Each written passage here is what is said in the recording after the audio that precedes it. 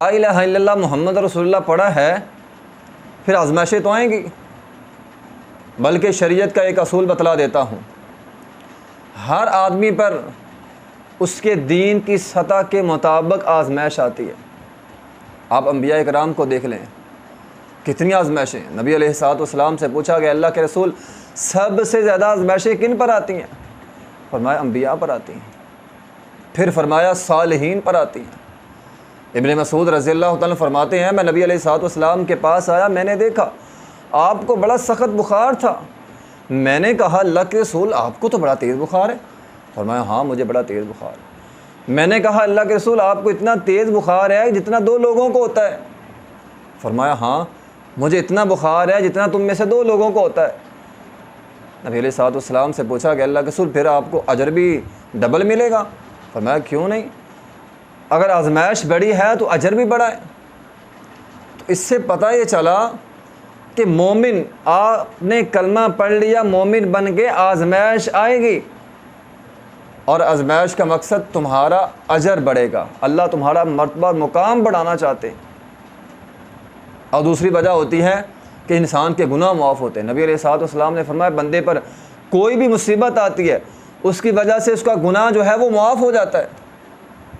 پت جھڑ کے موسم میں فرمایا جس طرح پت جھڑ کے موسم میں درخت کے پتے جھڑ جاتے ہیں، اسی طرح مصیبت پر، پریشانی پر جب مومن پہ آتی ہے وہ صبر کرتا ہے، اس کے گناہ جھڑ جاتے ہیں۔ تو آزمائشیں آتی ہیں۔ آپ کا ایمان مضبوط ہے، آپ پہ بڑی بڑی آزمائشیں آئیں گی۔ سب سے زیادہ ایمان مضبوط انبیاء کا تھا، کتنی بڑی بڑی آزمائشیں آئیں گی۔ ابراہیم علیہ الصلوۃ والسلام آگ میں پھینک دیے گئے، موسیٰ علیہ الصلوۃ والسلام، اللہ اکبر، کتنی بڑی آزمائش ہے۔ فرعون نے 70,000 جادوگر اکٹھے کر لیے، 70,000 جادوگر، 70,000 جادوگر ماہر لوگ ایک پیغمبر کو روکنے آئے ہیں، ایک پیغمبر کو جھوٹا ثابت کرنے کے لیے آئے، اور پھر انہوں نے وہ ہے نا لاٹھیاں رسیاں وہ پھینکی، 70,000 سانپ بن گیا۔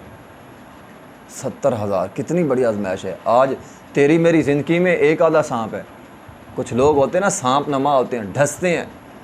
تیری زندگی کو بہت سے سانپ نما لوگوں نے ڈھنسا ہوگا۔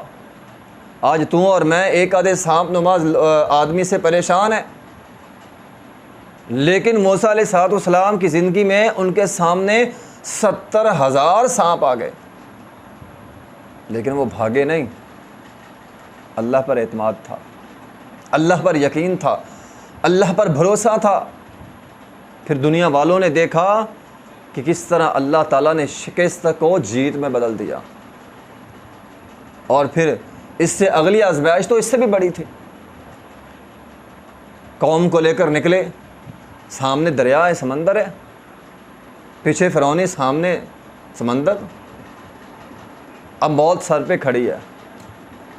بنی اسرائیلی جو ساتھ تھے کہنے لگے موسیٰ اب نہیں، انا لمدرکون، اب نہیں بچیں گے، اب پھنس گئے ہیں، اب بچنے کی کوئی صورت نہیں، اب پھنس گئے، انا لمدرکون، بس پکڑے گئے۔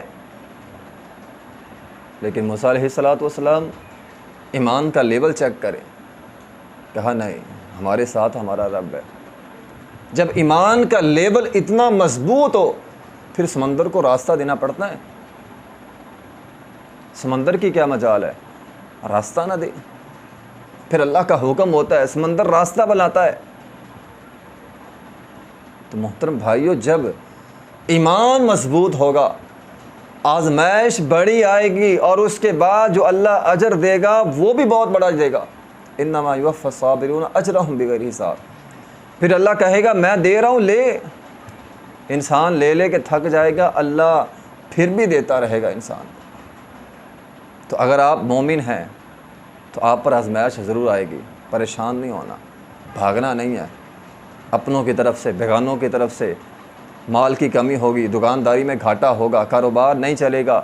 وَلَنَبْلُوَنَّكُمْ بِشَيْءٍ مِّنَ الْخَوْفِ وَالْجُوعِ وَنَقْصٍ مِّنَ الْأَمْوَالِ وَالْأَنفُسِ وَالثَّمَرَاتِ وَبَشِّرِ الصَّابِرِينَ۔ نقصان ہوں گے، مالوں میں نقصان، جانوں میں نقصان، اپنے عزیز و اقارب فوت ہوں گے، کاروبار نہیں چلیں گے، اپنے نقصان پہنچائیں گے، بیگانے نقصان پہنچائیں گے۔ یہ سارے کام ہوں گے جب تیرا ایمان مضبوط ہوگا۔ لیکن ہاں، اللہ پر بھروسہ رکھیں، بھاگی نہ ڈر کے، ہمت نہ ہاریں، مایوس نہ ہو جائیں۔ لا تیأسوا من روح اللہ انہ لا ییأس من روح اللہ الا القوم الکافرون۔ مایوس تو کافر ہوتے ہیں، مایوس نہیں ہونا، بھاگنا نہیں ہے، ڈٹ کے کھڑے رہنا ہے، اللہ پر بھروسہ کرتے رہنا ہے۔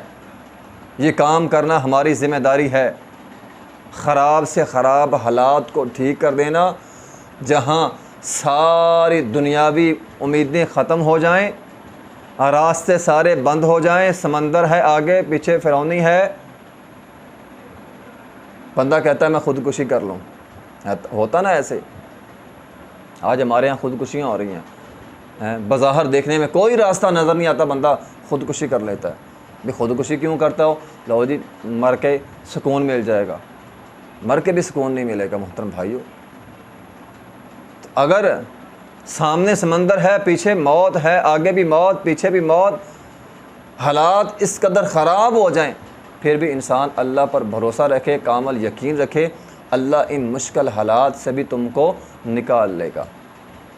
اس لیے محترم بھائیو، ضرورت اس بات کی ہے کہ ہم اپنا ایمان مضبوط کریں۔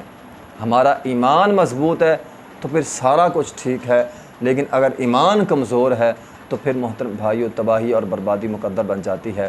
وآخر دعوانا الحمدللہ رب العالمین۔